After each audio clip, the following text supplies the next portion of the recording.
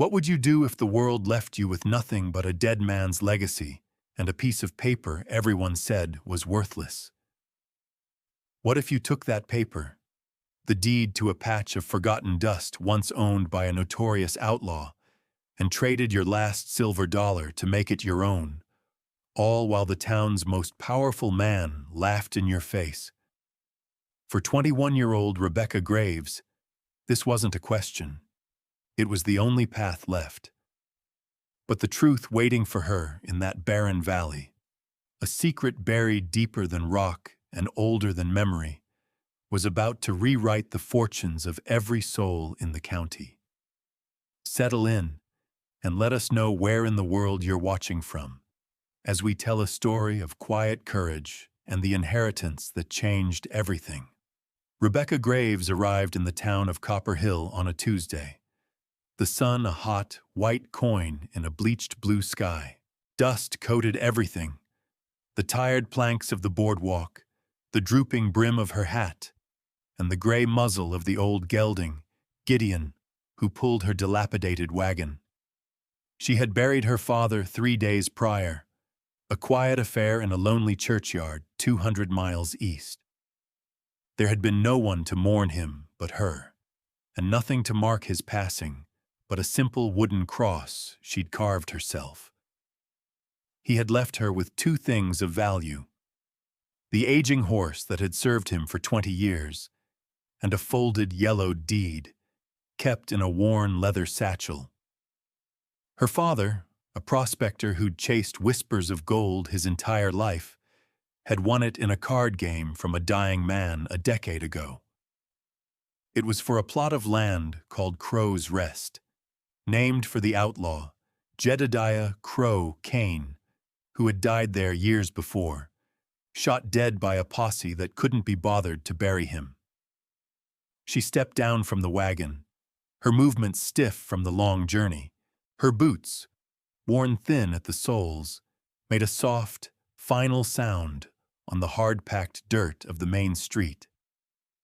She was a slight figure, made smaller by the vast, indifferent landscape and the oversized canvas coat she wore, a hand-me-down from her father.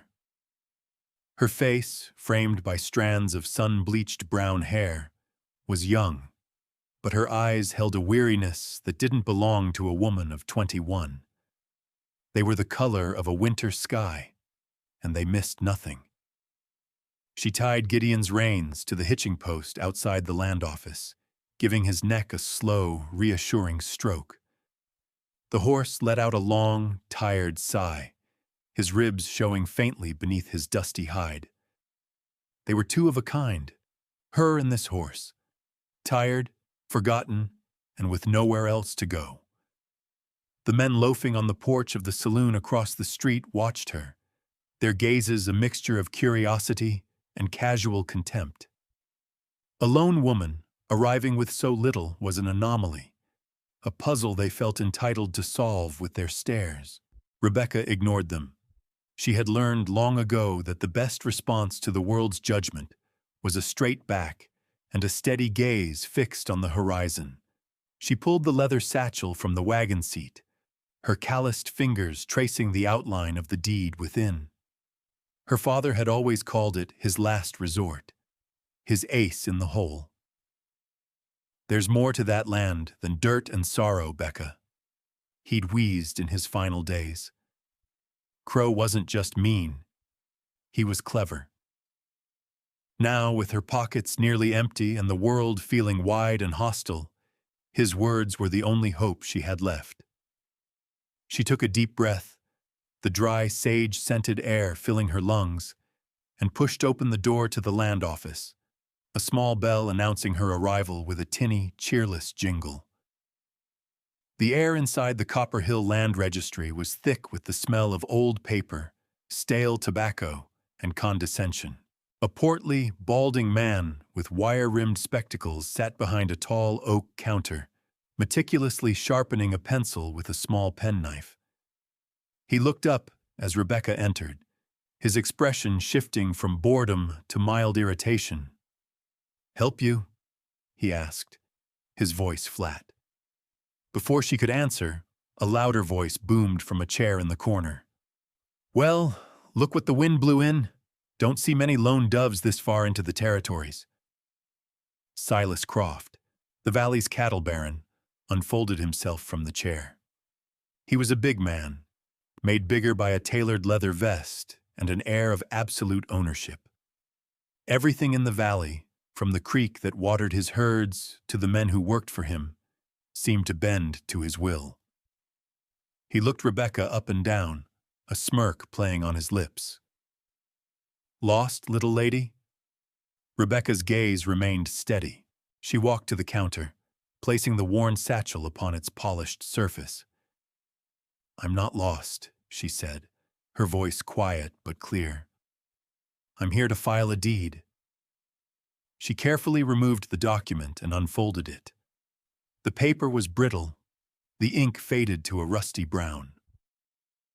The clerk, Mr. Finch, took it from her reluctantly, as if it might crumble to dust in his hands. He read the legal description, his eyebrows climbing his forehead. "Crow's Rest," he said, glancing at Silas Croft. "This is Jedediah Kane's old parcel, up in the Alkali Flats." Croft let out a short, barking laugh. "That wasteland? Child, there's a reason the county let that deed float for 20 years. Nothing grows there but scrub brush and regret. The ground's soured with alkali, and there ain't been a drop of water on it since the Creator made dirt." He leaned against the counter, crowding her space. "What did you pay for that piece of worthless paper?" "It was my father's," Rebecca replied, refusing to be intimidated. He passed. "I'm here to claim what's mine." Mr. Finch cleared his throat. "There's a filing fee," he said, almost apologetically. $5. Rebecca reached into her coat pocket and pulled out a small cloth purse. She counted out $5 silver, her entire remaining fortune, and placed them on the counter. The metallic clink seemed to echo in the silent room. Croft shook his head, a look of theatrical pity on his face. "Wasting your last dollar on a ghost's curse. A fool's errand." He pushed himself off the counter. "You'll be begging for work on my ranch inside a week." He tipped his hat with mocking politeness and strode out of the office, his laughter lingering in the air. Mr. Finch avoided her eyes as he took out his ledger and a bottle of ink. He dipped his pen, his hand scratching across the page. With a heavy thud, he brought down an official stamp, making the transfer final. He pushed a receipt toward her. "It's yours," he muttered, "for all the good it'll do you." Rebecca took the receipt, folded it neatly, and placed it with the deed back in her satchel. She now owned 160 acres of what everyone considered to be the most useless land in the territory. What secret could a dead outlaw hide in a worthless deed? Why would a young woman spend her last dollar on dust and rock? And what is it the powerful men of this valley have forgotten? Let us know your thoughts in the comments below, and be sure to subscribe for more stories of hidden history and quiet triumph. As Rebecca stepped back out into the harsh sunlight, she had no answers, only a stubborn refusal to believe her father's last hope was a lie. The whispers followed Rebecca down the boardwalk like burrs on a saddle blanket. From the saloon porch, from the windows of the mercantile, from the shaded benches where the town's elders sat and judged the world, she felt their eyes. Silas Croft had already spread the news of her folly, his booming voice carrying the tale of the girl who'd bought Crow's Rest. The laughter wasn't loud or overt, but it was there, in the quick glances, the covered smiles, the way people turned their backs just a little too quickly as she passed. She needed supplies, just enough to last until she could figure out what, if anything, her new property could offer. She entered the mercantile, the bell above the door announcing her presence like a town crier. The storekeeper, a thin man with a drooping mustache, gave her a polite but distant nod. "Ma'am." She bought a small sack of flour, a tin of coffee, salt, and a box of cartridges for the old rifle her father had left her. Every item felt heavy with significance, a piece of her dwindling connection to the world of commerce and community. As the storekeeper tallied the cost, he cleared his throat. "Heard you filed on the old Kane place," he said, not unkindly. "It's a hard piece of country up there. No water to speak of." "I'll manage," Rebecca said, her voice betraying none of the cold dread that was beginning to seep into her bones. She paid for her goods, the small pile of coins she had left shrinking to almost nothing. She carried the provisions back to the wagon, her shoulders aching with a weariness that was more than just physical. As she was loading the sack of flour, a shadow fell over her. She looked up to see an old woman standing beside the wagon. She was small and wrinkled, her face a beautiful, intricate map of long years spent under the sun. Her hair was white and braided, and she wore a simple dress of faded calico. She was Ilara, a woman who lived on the edge of town and was regarded with a mixture of respect and fear. Some said she was a healer, others that she could read the future in the patterns of the wind. She looked at Rebecca, her dark eyes seeming to see right through the layers of dust and grief to the stubborn core within. "They laugh," Ilara said, her voice raspy, like dry leaves skittering across stone. It was not a question. "Let them," Rebecca replied, turning back to her work. Ilara reached out a bony hand and placed it gently on the side of the wagon, her touch surprisingly firm. "The valley drinks from one cup," she said, her voice dropping to a near whisper. Crow knew where the handle was. Rebecca paused, the flour sack halfway into the wagon bed. She turned to face the old woman, a question forming on her lips. But Ilara was already moving away, shuffling back towards the shadows of an alleyway, disappearing as quietly as she had arrived. The cryptic words hung in the air, meaningless and yet heavy with an unspoken truth. The valley drinks from one cup. Crow knew where the handle was. The phrase echoed in her mind, a strange and unsettling counterpoint to the town's scorn. She finished loading her supplies, her thoughts a whirlwind of doubt and a tiny, defiant flicker of hope. She untied Gideon from the post, climbed onto the wagon seat, and with a soft click of her tongue, urged the old horse forward, away from the mocking town and toward the desolate, forgotten land that was now her only home. The journey to Crow's Rest took the better part of the afternoon. The wagon wheels cut a slow, lonely track through the valley floor, a landscape of relative plenty where Silas Croft's cattle grazed on seas of golden grass. The Copper Creek, the lifeblood of the region, snaked through the meadows, its surface glittering under the relentless sun.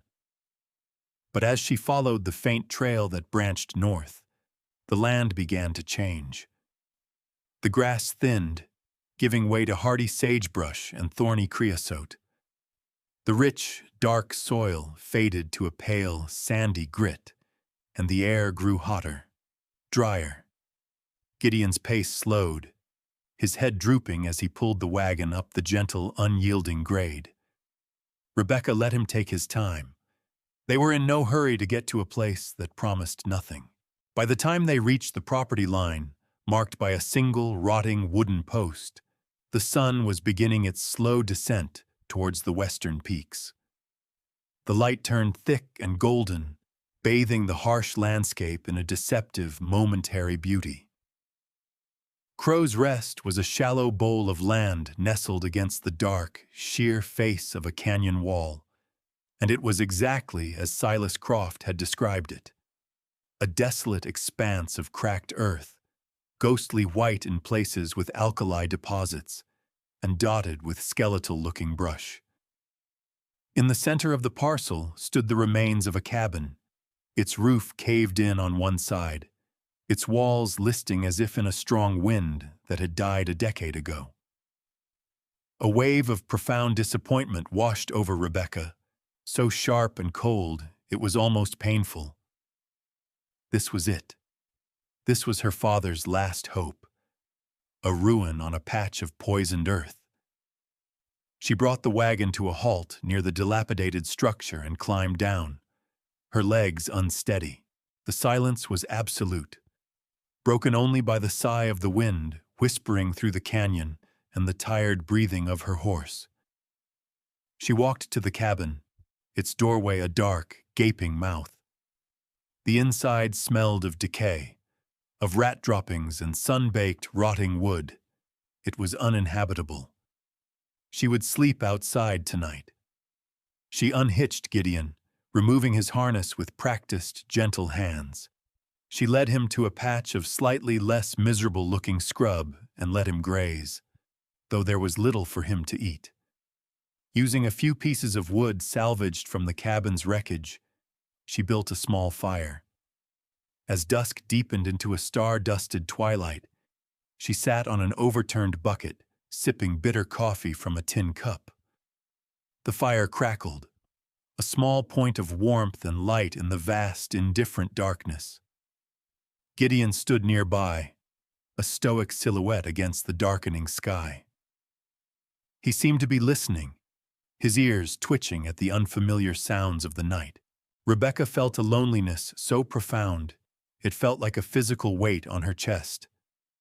She was utterly and completely alone, the owner of nothing, in the middle of nowhere. She had failed her father's memory. She had proven the town right. And yet, as she stared into the flames, Ilara's words returned to her. The valley drinks from one cup. Crow knew where the handle was. It made no sense. But here, in the deep and watchful silence of Crow's Rest, it felt less like a riddle and more like a promise. The next morning, Rebecca awoke to a sky the color of pale rose and cool, clean air that held the lingering chill of the night. She had slept fitfully, wrapped in a threadbare blanket near the embers of her fire. Gideon was already awake, standing patiently, his gaze fixed on a particular spot at the base of the canyon wall that formed the western boundary of her property. After a breakfast of dry bread and the last of her coffee, she decided to walk the perimeter of her land, to understand the full scope of her inheritance. It was a grim survey. The soil was just as poor as it had looked, cracking under her boots. The vegetation was sparse and brittle. There was no sign of a spring, not even a damp patch of earth to suggest water might lie somewhere beneath the surface. Yet, as she made her way along the base of the canyon, she noticed Gideon's strange insistence. He kept pulling on his lead rope, trying to lead her toward a specific outcropping of dark, iron-stained rock. When she finally let him, he went straight to the base of the rock and began to snuffle at the ground, his nostrils flaring. He pawed at the dirt once, then looked back at her, a low nicker rumbling in his chest. "There's nothing there, old boy," she murmured, trying to pull him away. But he wouldn't budge. He was certain of something. Kneeling down, she ran her hand over the earth where he had indicated. It was as dry and dusty as everywhere else. She sighed and stood up, her eyes scanning the area. And that's when she saw it. It was so subtle she almost missed it. A line. A faint, almost imperceptible line of slightly greener vegetation, running from the base of that exact rock outcropping, straight as an arrow, eastward across her property toward the distant, fertile valley. It wasn't grass, but a different kind of scrub, a hardier, darker-leafed plant that seemed to be thriving where everything else struggled. It was no wider than a wagon track, a whisper of life in a landscape of death. She walked along it for a few yards, her heart beginning to beat a little faster. It was real, not a trick of the light. Something was different about this narrow strip of land.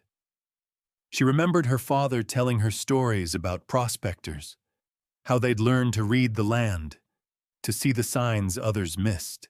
A certain type of flower could indicate copper in the soil. A line of willows could mark an underground stream.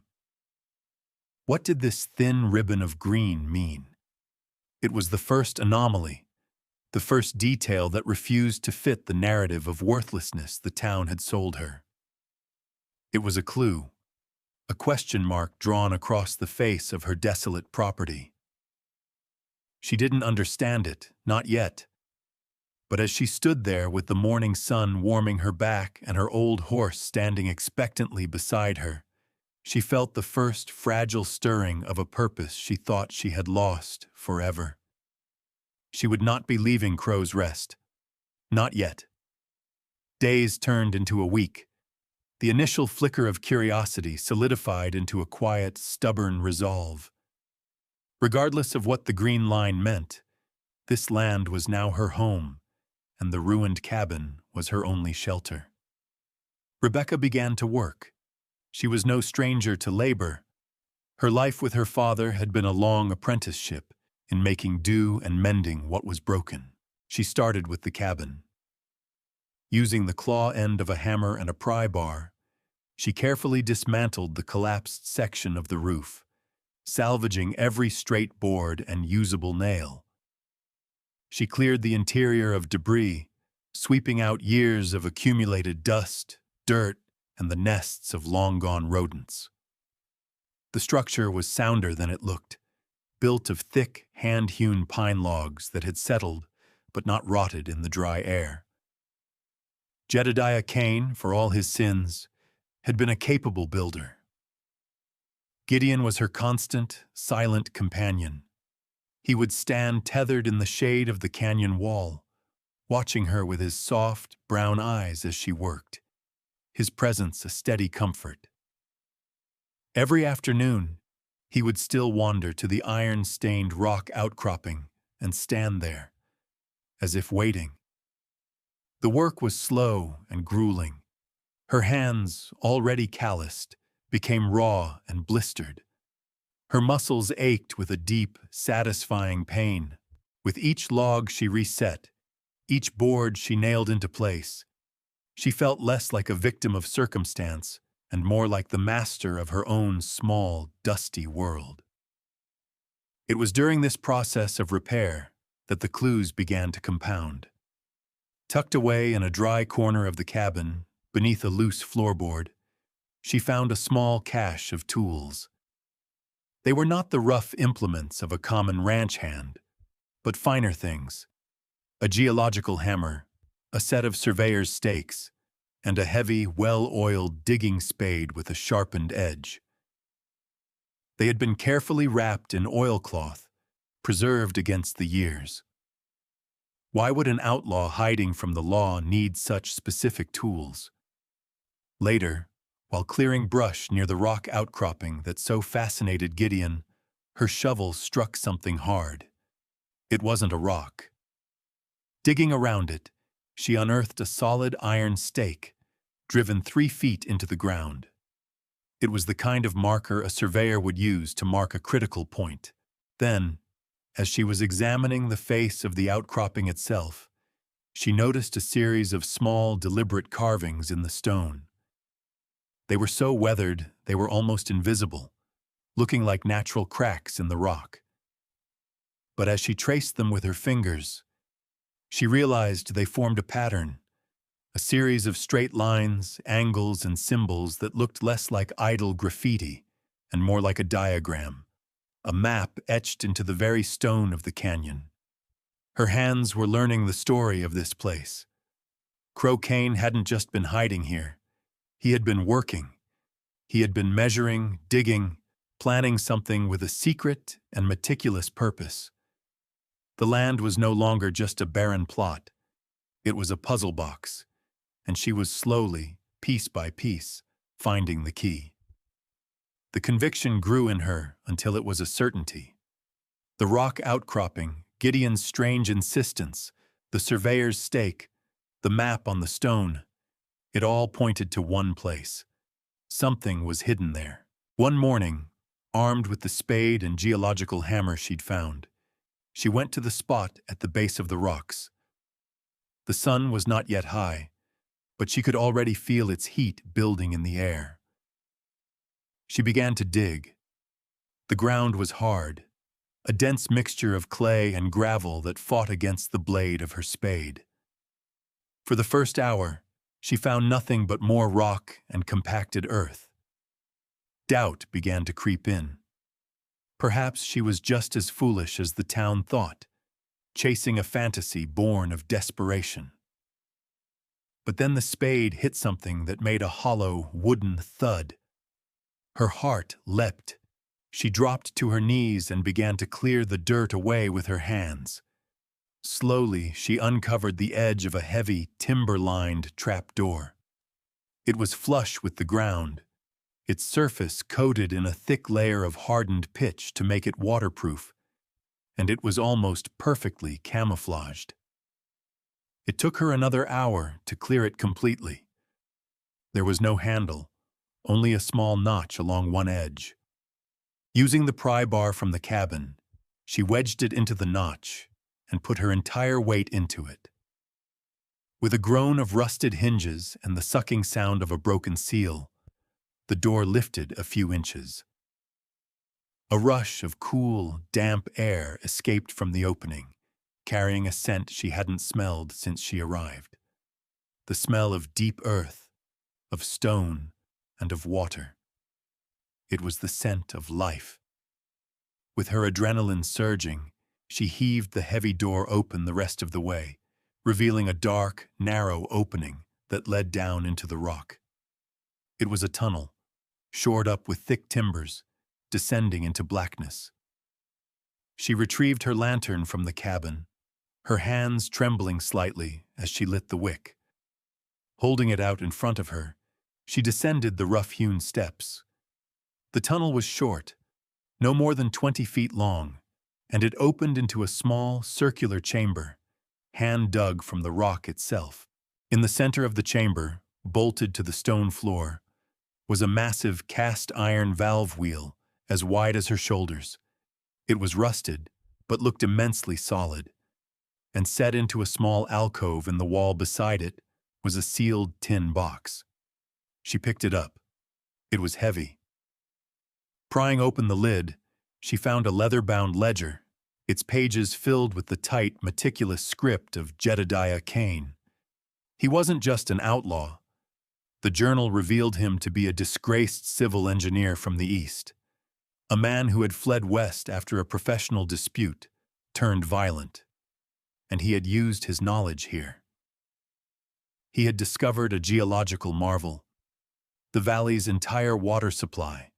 The aquifer that fed the Copper Creek flowed through a single narrow fissure deep beneath this exact spot before fanning out into the valley below. He had spent years secretly digging this chamber, installing this valve, a master tap. He had created a bottleneck. He had found the handle. Her deed, the one her father had won, had been written by Kane himself, with language so archaic and precise that it granted the owner of Crow's Rest not just the land, but primary rights to any and all water originating on the property. She controlled the cup. She controlled the entire valley. The discovery left Rebecca in a state of quiet shock. She spent the next day reading and rereading Kane's journal, cross-referencing his notes with the legal language on her deed. It was all there. He had planned to use his leverage to blackmail men like Silas Croft, to build his own empire from this worthless patch of dirt. But the posse had found him before he could turn the wheel. Now the power was hers. As this new reality settled over her, a crisis began to brew down in the valley. A brutal, unseasonable heat wave descended, scorching the land. The sun was merciless, day after day. The Copper Creek, which was normally low in the late summer, began to shrink at an alarming rate. Its flow dwindled to a trickle, and the lush grazing lands on Croft's ranch began to turn brown and brittle. Panic, like a fever, started to spread through the community. Croft's cattle grew thin, their lowing turning from a sound of contentment to one of distress. One afternoon, Rebecca saw a rider coming up the trail to her property. It was Silas Croft, his face a grim mask of dust and anxiety. He likely suspected there might be a small, undiscovered spring on her land, a last resort he could try to buy or bully her out of. He reined in his horse a few yards from her cabin, his gaze sweeping over the repaired roof and the tidy clearing. "Graves," he said, his voice stripped of its usual arrogance. "The creek's going dry. My herds are dying. I'll give you $200 for this land, right now. It's 10 times what it's worth." This was the moment. The test. She could have gloated. She could have named an outrageous price. She could have savored the reversal of their fortunes. But as she looked past him, down the trail, she saw another wagon approaching. It was a family of homesteaders, their faces gaunt, their 2 children staring listlessly from the back. Their horse was stumbling, its head hanging low. They were the small ranchers, the families who would be wiped out completely if the water failed. She thought of her father, of their hard life, of the kindness of strangers that had sometimes been their only salvation. She turned away from Croft, her decision made. She walked to the rock outcropping, her boots crunching on the dry ground. Croft watched her, confused. "What are you doing?" he demanded. She ignored him. She lifted the heavy trapdoor, descended into the cool darkness of the chamber, and placed both her hands on the cold, rusted iron of the valve wheel. It was stiff from decades of disuse. She braced her feet and pulled with all her might. The wheel resisted, groaning in protest. She threw her entire body into it, her muscles straining, a cry of exertion escaping her lips. With a deafening screech of metal on metal, the wheel began to turn. A deep, resonant groan echoed from the bowels of the earth. She gave it one more turn, then another. Above, Silas Croft stared in disbelief as a trickle of clear, cold water began to seep from the base of the rock. The trickle became a stream, pooling in the dust before carving a new channel for itself, flowing downhill toward the dying valley. The water flowed. It filled the dusty basin at the base of the rocks, creating a clear, deep pool before spilling over and continuing its journey down the faint depression that marked the path of the greener scrub. The homesteader's horse, smelling the water, broke into a weak trot, dragging the wagon the last few yards before plunging its muzzle into the life-giving pool.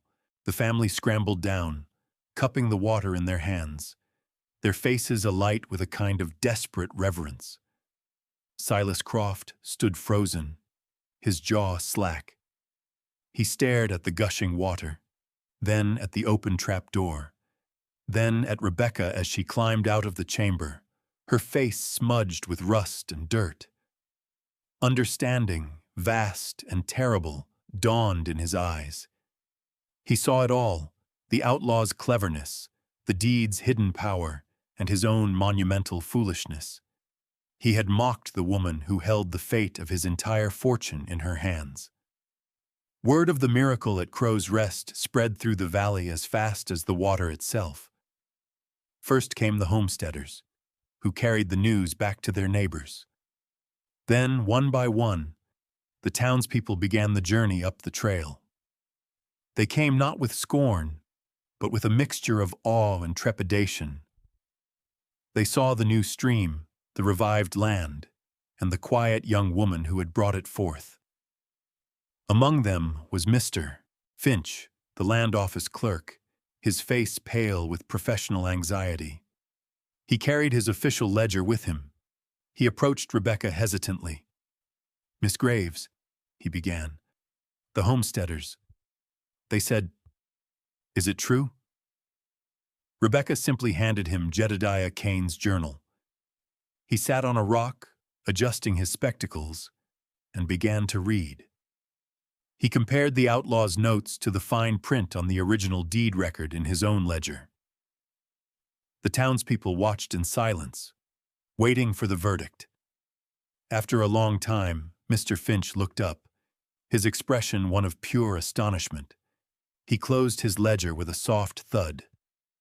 "It's ironclad," he announced to the assembled crowd, his voice carrying in the still air.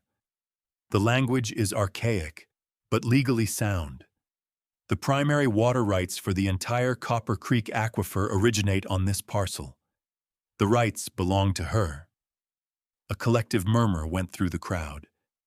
The chorus of mockery had transformed into a chorus of reverence.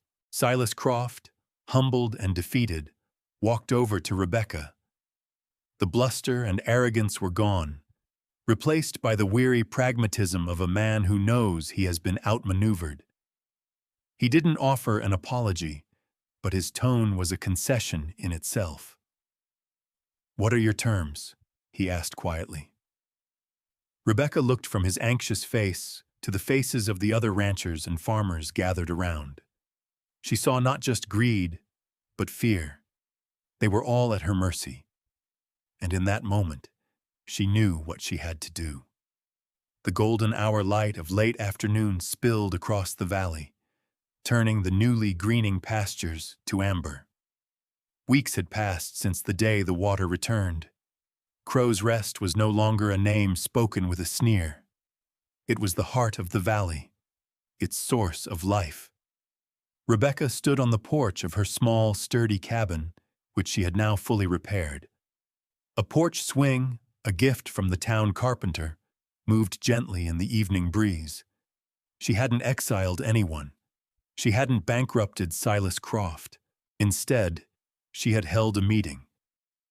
In the very town that had scorned her, she laid out her terms. She established a water council with herself at its head, but with representatives from every ranch, big and small. They drafted a charter of fair use, ensuring that everyone got the water they needed, with allocations based on acreage and herd size, but with a guaranteed share for even the smallest homesteader. She had turned absolute power into shared prosperity. A rider was making his way up the trail. It was Croft's foreman, leading a fine-looking young mare with a coat the color of dark honey. He reined in at her porch and tipped his hat.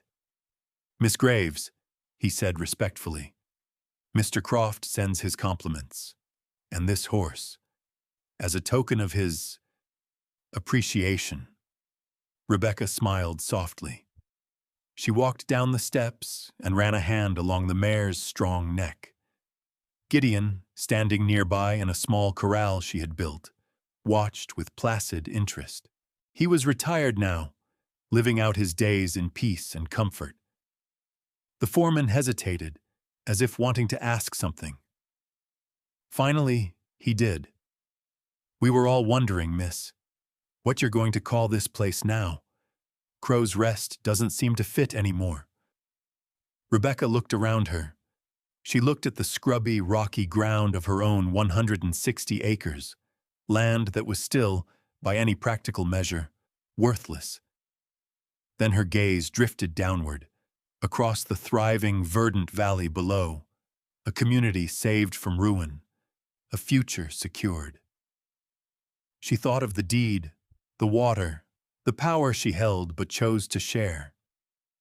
She turned back to the foreman, her eyes clear and calm. "It isn't about what you own," she said, her voice carrying the quiet weight of a hard-won truth. "It's about what you look after. Thank you for staying with us to the end of this story.